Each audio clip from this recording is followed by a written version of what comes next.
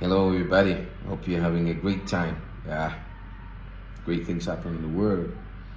I recently did a post about honesty, and a great thing Jesus addressed in um, the book of Luke chapter 8, and he said that um, it was a part of the sower, and towards the end he said that basically the good and the honest heart is a great foundation for hearing the word and keeping it and producing or 30, 60, and 100. And it basically sparked something else like, the honesty is the basis of basically productivity and sustainability. Honesty is more of liability, is more of an asset, sorry, and dishonesty is typically a great liability to our society.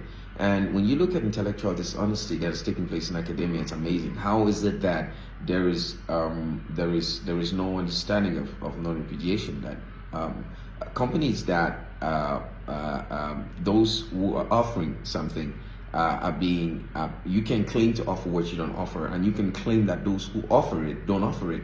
And how is it that academic systems, supposed purveyors in academia, basically the academic world, are claiming to offer what industry offers? Like Toyota makes cars, and then you making no car certified, and you training persons to go over there. You got automobile engineering universities that do not produce cars. You got computer engineering. What is computer engineering, by the way? And I'm saying that because in countries like Cameroon, maybe other African countries, it's a season for parents to ruminate about tertiary education for children, and to understand that you cannot pay your child in future into absolute socialism. And you need to understand who is supposed to be the provider in terms of education. You need to understand that education comes from developmental entities, and you cannot provide something in education that you don't create. So, for example, a kid is supposed to study anything in automobile, whatever that might be. It's going to be from Mercedes, it's supposed to be from Toyota, it's supposed to be from any other car manufacturing company. And if a kid is supposed to do something in cloud, I am amazed. Oh my God. At schools from Cameroon to the US and back that are posing to scam on kids. Oh, I'm offering cloud. And have you heard the school fee? And Microsoft, you're offering cloud. What's Microsoft offering? Microsoft Azure is about what, 75 billion US dollars in economic transactions, production, distribution, consumption, economic transactions, the econometrics around that. And your school happened to be near the White House and is offering cloud. And Microsoft is offering, clay, clay for construction. You offering cloud.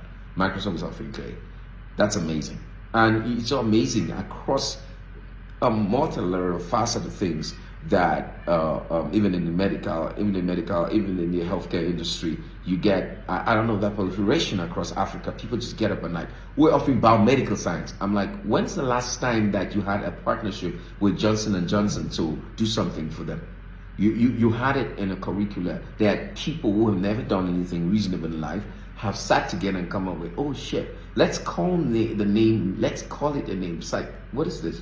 So parents should be forewarned about the future of your child. You know, the international law says you have the prior right to choose the kind of education that should be given to your children. What kind of education is mentioned in the Universal Declaration of Human Rights, Article 26, Part 3, and start thinking about kind of education. Start thinking about who is offering education to your child. Are they certified? Are they licensed to offer that education? Education comes from certification bodies that are industries that are certifying across the bailiwick of processes that they conduct in economic transactions, not in theoretic, hypothetical transactions, dunnishly simplified and expected to produce zero outcome. So start thinking about that.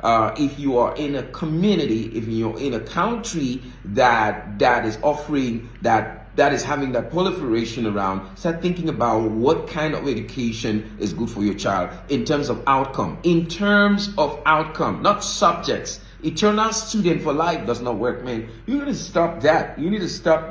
I don't know why parents are going to be proudly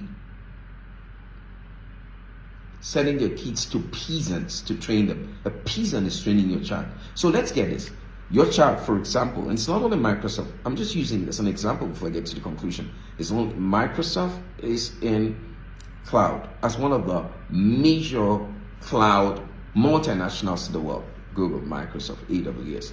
And you basically, they have an education. And I'm not talking about consulting one of those lost kids in Africa to educate you about education of your children, because when you go get that information, you go get to some kid that's sitting in a room and saying that they're AWS certified, they don't know what they're doing in life.